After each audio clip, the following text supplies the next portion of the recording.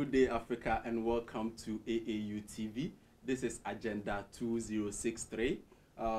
Today on Agenda 2063, we are looking at investing in skills revolution that is based on science, technology, and innovation. I'll be your host for today, Schenineda, Ankoma, as usual. And with me today, I have Mr. David Siaw Donkor. Mr. David Siaw Donkor is a founder of Diligent Citizens Foundation, a psychotech company limited. He will talk about that in brief. He's also the head of software development at African University. Yes, we will come back to that. He will give us details about what he does and all those things. I'll give you a bit of a background on today's topic, Agenda 2063, that is investing in skills revolution that is based on science, technology, and innovation. Remember, the first aspiration of Agenda 2063 says that a prosperous Africa that is based on inclusive growth and sustainable development. How to achieve this? We talk about investing or improving on our social and human capital. How then do we do this? We talk about using science, technology, and investing in innovations. We will get back to this and more on this after the break. Stay with us. Dumela ma Africa amat. Magadini Mose. Olá a todos. Bonjour. Nagaiswa. Goeiedag. Salivonani lonke. Moribranji. Hello. We are Africa University. Africa University has brought the US to me where I couldn't go, and now is taking Africa to the world. And I am Africa. As a community of diverse cultures and languages, Africa University is passionate about moving the agenda of Pan-Africanism. Africa University, the dream is alive. I'm studying medical laboratory sciences on the STEM scholarship. Africa University has the best malaria research lab in the entire country. So if you're interested in lab sciences or conducting any sort of research, then Africa University is the place to be. Africa University is the school of hope in the valley of dreams. Come and join me. We're gonna make Africa better than before. You might have not been to all the African countries. Come to Africa University and see Africa happening every day. An institution that offers a world-class education system. Are you thinking of being a global person? Thinking of enhancing your business and leadership skills? Why not choose Africa University? As a working mother and a wife, through one of its many flexible programs, Africa University has afforded me an opportunity to pursue my master's degree in intellectual property. As former SRC president, Africa University sharpened my leadership skills. A university that rewards excellency and hard working. Being a Catholic nun, I came to Africa University with a lot of mixed feelings. I was scared, a bit hesitant, and wondering how was I going to manage in a United Methodist institution. But you know what? I've experienced a vibrant, God-fearing, ecumenical community. Welcome to Africa University. Sign up today and come and work with some of Africa's finest young talent. Whatever your background or field of interest, you will feel right at home. Africa University has a vibrant and multicultural student body, offering you a range of facilities, both in and outside the classroom. Our dining hall provides for more than 11 different menus with cultural diversity. Should you need accommodation, Africa University caters for a number of residence options. Whatever your level and whatever your sport, at Africa University you'll find plenty of opportunities to stay active. Our excellent sports and fitness facilities will help you stay on top of your game in an environment that promotes a proactive approach to sport, recreation, health, Excellent sports and fitness facilities will help you stay on top of your game in an environment that promotes a proactive approach to sport, recreation, health, and well-being. Every year, the university gets multi-talented athletes from among the student body and staff. Their sporting backgrounds are as varied as their nationalities. Some have represented their countries, and have received awards in the process. Enroll with us for our March or August intakes. Africa University, investing in Africa's future. Welcome back. This is A.G.E.N.D.A 2.0.6.3.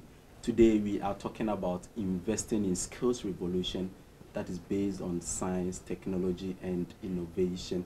Remember, we are transmitting live from Association of African Universities office here in East Legon, Accra. You can also join us in this discussion by following us on Facebook, Association of African Universities, on Twitter, AAU_67. In the house today, I have Mr. Siaw Donkor. Welcome to the studio, Mr. Siaw. Thank you. How are you? By grace. How about you? I'm fine. By introducing you, I mentioned that you work for Diligent Citizens Foundation. Diligent Citizens Foundation. What is it that you do at the Diligent Citizens, in brief? Okay, Diligent Citizens Foundation is a foundation that was founded to mobilize community human resources for local development. We realized that in Ghana, we have shifted from being communal to trying to be global, but then we don't even fit there. So what we do is we try to organize humans within the community and let them know that they can really influence the society in which they live. So we do this through empowerment, through vocational training. We do adult literacy in terms of we do seminars to empower them to know that, hey, they are responsible for their societies, so they should be in control, and then take it seriously. Okay, so you are an IT person, basically a software developer, and now you are into this initiative. Is it that are you applying a bit of ICT in your work you do currently? For Diligent Citizens Foundation, I think I started working with foundation in 2009 when I was at the university level, level 200. I love people, and I really want to see them grow from one stage to the other. So I remember moving from the villages of Osankudia, Fiankore, Arakaswa area to mobilize them. I ran away from school, from lectures, just to mobilize them, take them to training and fund that with my my little stipend that I sent from my father, okay. So that they can learn some skills. I sent 10 females there, they completed successfully. So that is just me. I just love people. I just want to see them improve and grow. Okay. So this, you love people, you love Africa. So today we're talking about Africa. So today we're looking at investing in skills revolution that is based on science, technology, and innovation. You know that science and technology is basically altering the way things are done in the world, in terms of business, in terms of how we interact, how we communicate, and all those things. But then, I am speaking from the perspective of an economist. You are into IT, a software developer. You have much insight. How is technology, or say science, changing world economies?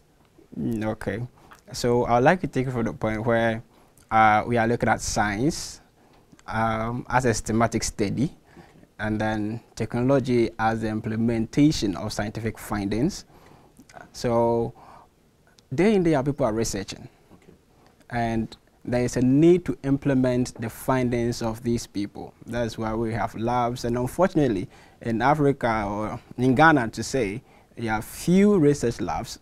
That shows in the deficit of our technology.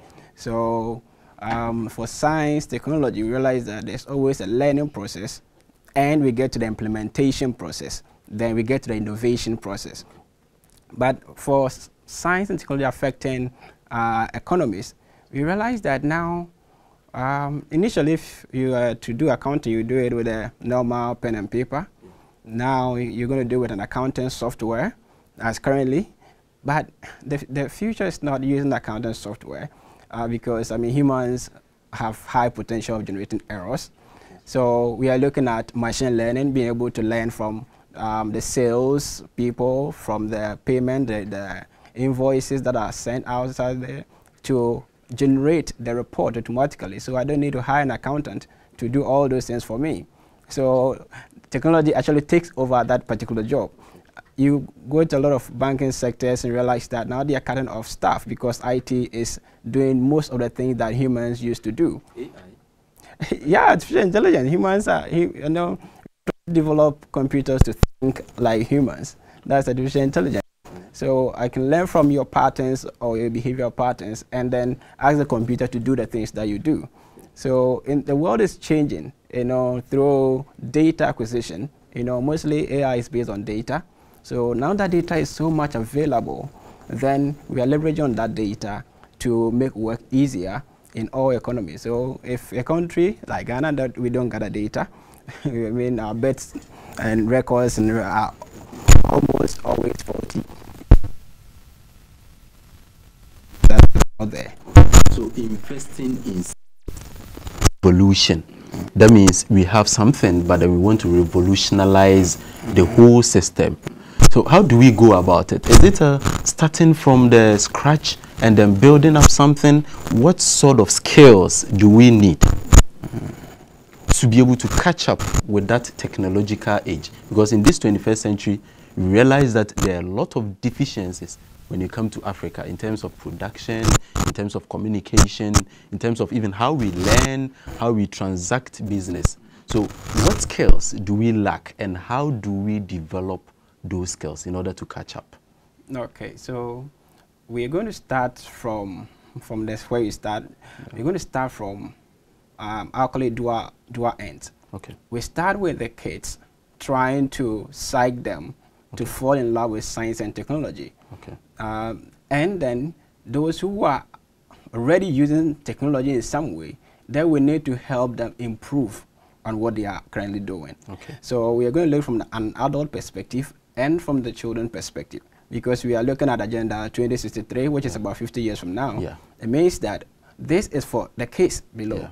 So if we want to focus, then we need to focus more on the kids, develop them to be self-reliant and more versatile in terms of the use of technology. Okay. I know that, we have villages that, they have no access to computers, but if we're able to work on even those in the urban areas, those in the towns who have little access, in 50 years from now, we should have people in the governance sector who are well informed about ICT, its developmental objectives, and how they can leverage on that for the national development.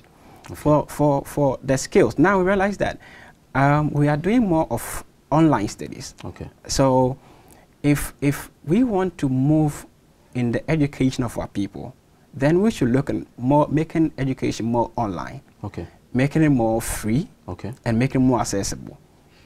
Looking at one hindrance to online studies nowadays is the cost of data. Okay. So if governments in Africa want to really make education work, then they should also look at the technological aspect that's making data really affordable. Okay. So that my mom can sit at home and listen to a training on how to maybe do sewing, okay, and then she'll be able to improve on what she does. So, and we also look at the language. Okay. Most of the things we teach here, we do it in the English language. Okay. So maybe, although we are communicated to the normal average Ghanaian or African, yeah, we want to do that in English. Okay. So the mode of instructions and communication is also a little bit wrong. Okay. So if you want to teach a market woman finance, you don't go finance using the financial languages, and you go the Akan way, or the person's never use the ever. And education is not white. Education is just improving knowledge. So we don't need to make it English to be able to make it called education. That is true. So, so right now, are we saying that we should have categories of, say, we're talking about Agenda 2063, which is 50 years away. No, right now it's not even more. It's no more 50 years. So it's just catching up. Yeah, it's catching up. Let's just say you have a kid, like say a 6-year-old kid. This is something that you're developing for the kid. Sure. So are we saying that we should probably focus more on the next generation in terms of Africa? I'm talking about Africa, and then probably place less emphasis on the older generation. Is that something that you agree with? Yeah, I will agree with that. Because it's more difficult to bend an old tree. Okay. But very easy to bend a new one. Okay. So to channel the energies of the younger generation towards the development of Africa is easier than trying to turn the already bent older generation. Okay. You see, the corruptions and all things are perpetrated by these people already. Okay. It means that there has been some loss of values somewhere.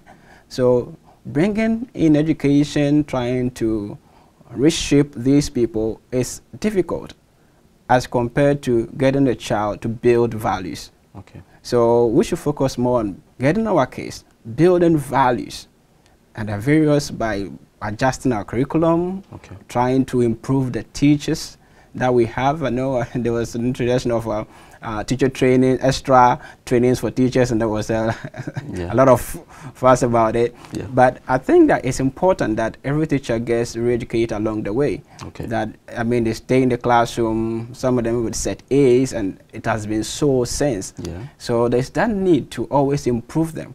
See, if we want to get quality people in the country, we start with the people, the younger ones. Okay. Because your moral values, your attitudes and everything, that's where you build them, at that foundational level. So if you want to work and get Africa on, then that's where we need to target. You know, obviously, you know, the talk of AI, artificial intelligence, taking over our jobs, you know, right now when you go to the banks are laying off a lot of people. People are complaining, the government is laying, you know, the economy is hard. Is it something we're supposed to be talking about, or is just, you know, we're just trying to avoid or resist change? Because right now, artificial intelligence is what is happening right now. Yeah. It's a reality. So here, the question is, what sort of skills, future skills, do we need to really invest in? Because that is what is important right now. Okay. What specific skills do we need to really invest in this 21st century, the age of ICT?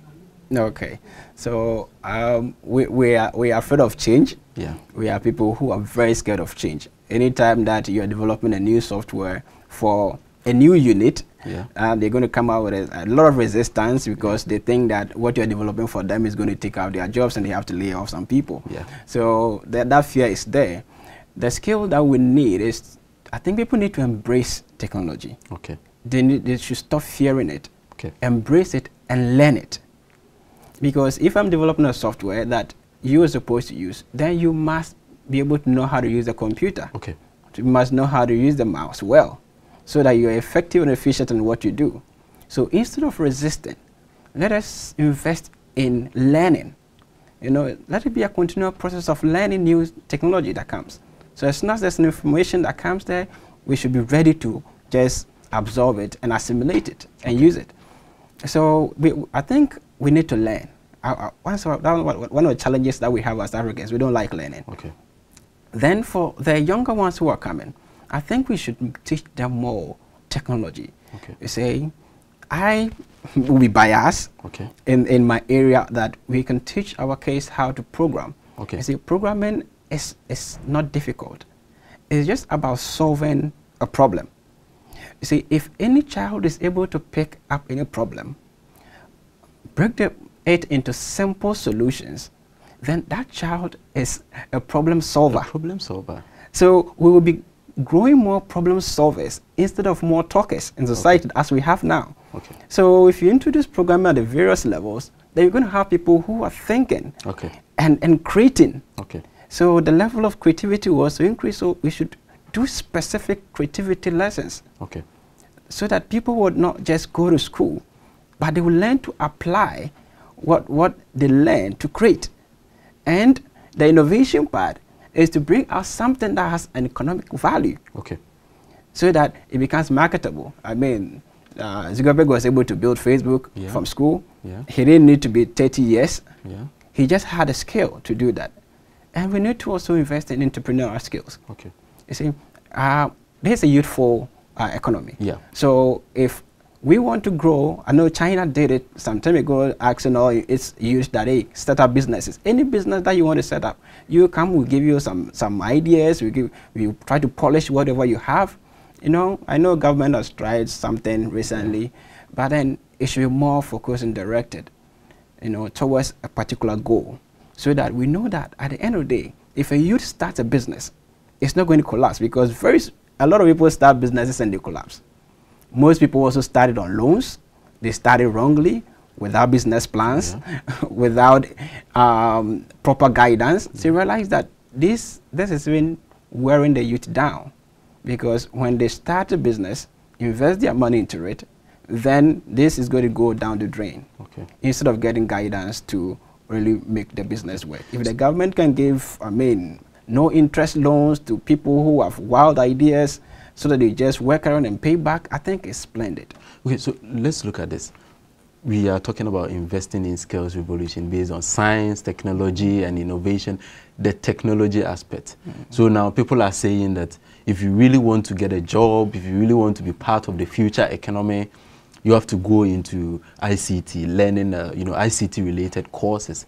Is it the case? Or probably you can even apply ICT in our humanities, somebody taking lessons in history, somebody taking lessons in geography can probably embrace ICT. Is that, there's an erroneous thinking there. I want us to clarify that. Okay, so it's not about taking an ICT course. You don't need to be a computer scientist. So what is embracing the technology? Technology, I think we have that word wrong. Okay. It is not computers. Technology is not computers. Okay. It's the application of scientific findings. Okay. So technology is the application of scientific findings. So whatever field you are working with. So as you said, you're into finance. Yeah. I'm into finance.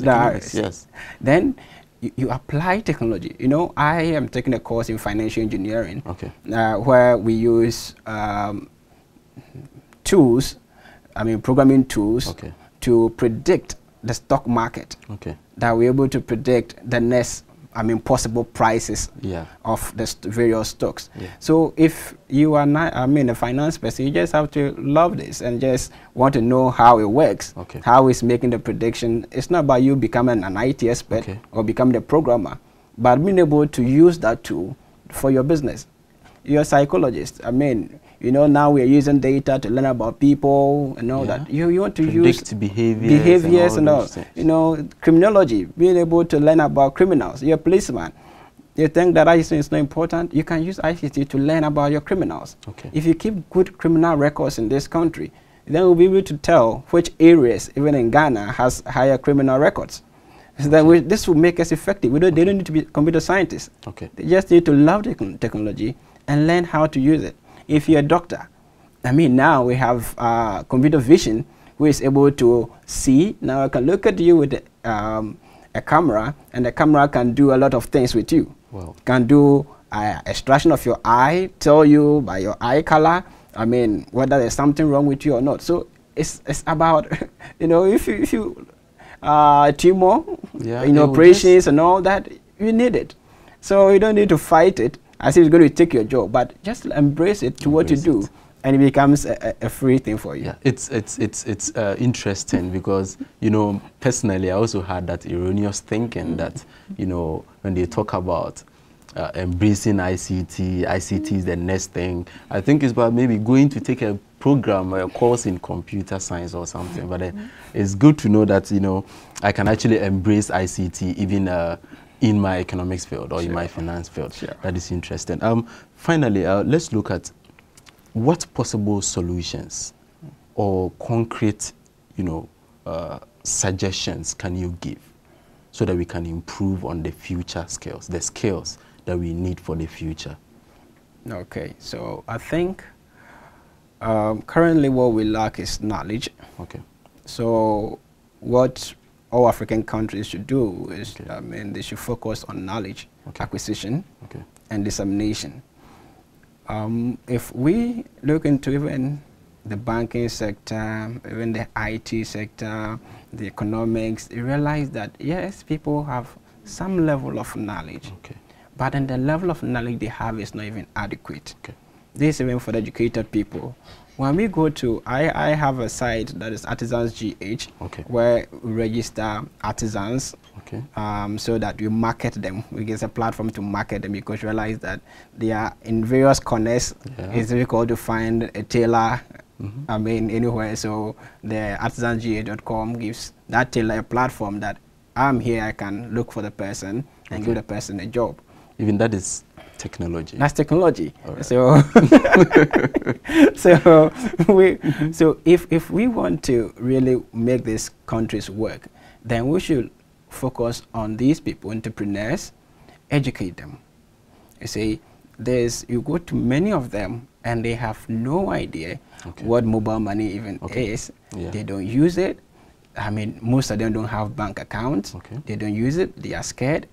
And so they need to be educated, because these people must save to be able to make payment for their case fees. Yeah. So if they lack the education of savings, you see, then it becomes a whole problem altogether. Yeah, that is true. Then we should look at, if the entrepreneurs, then we should look at the entrepreneurial and managerial training.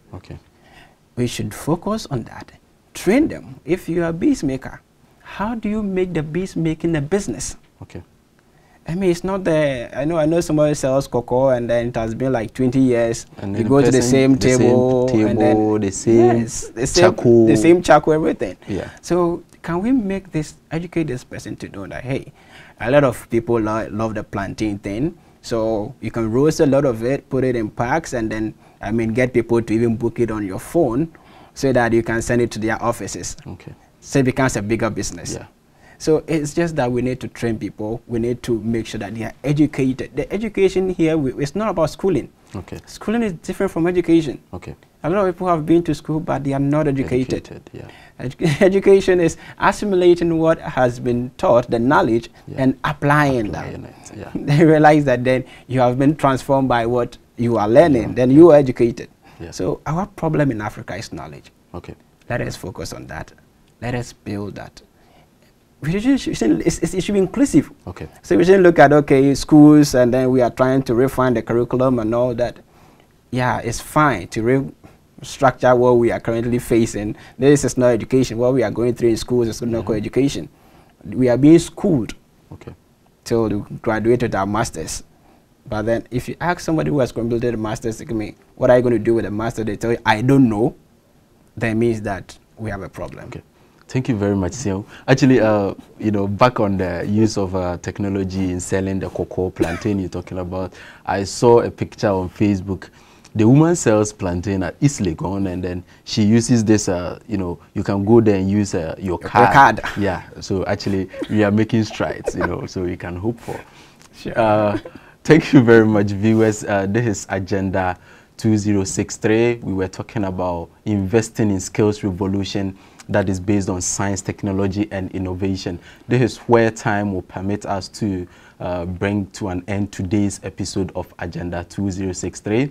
You can leave a comment on our Facebook wall, Association of African Universities. On Twitter, you can also go to AAU_67, and you can follow our discussions. And then next moment, you can also join us here in the studio for a discussion on Agenda 2063.